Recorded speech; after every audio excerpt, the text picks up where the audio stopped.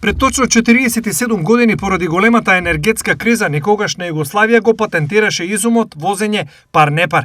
Сега енергетската криза може да премине во колапс, а постарите се сеќаваат на времето од пар-непар. Да.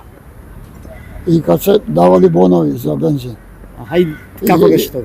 Па, чини ми се околу 40 литра дава тога за еден месец. Да. Како беше тоа? Ово немаше добро, немаше коли, немаше сообраќај толку, ама знаеш дека тај ден ти е непарно, нема да возиш. Па сеќавам се, да, текнувам. Тоа беше 78, 80, 82.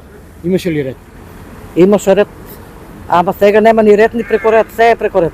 Залиската војна и извесно повисоката цена на горивата не се едноставна работа за возачите.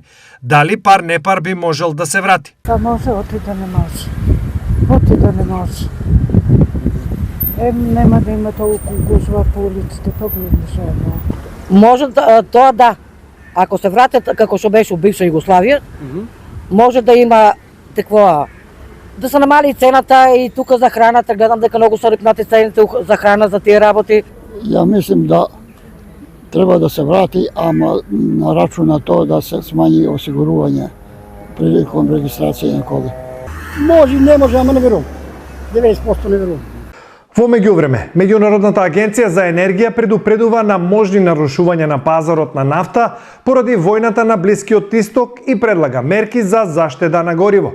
Беа дадени препораки за работа од дома, избегнување на бензин и намалувањето на употребата на приватни автомобили и се предлагаат други мерки за ублажување на економските последици од зголемувањето на цените на енергијата. За сега владата гарантира пристап до сите горива и континуитет во снабдувањето без прекин, како и мерки за ублажување на последиците од зголемените цени на светските пазари. Во Хрватска и Србија од идната недела се најавува нов бран поскапување на цените на горивата кои во Македонија и понатаму се најниски на Балканот.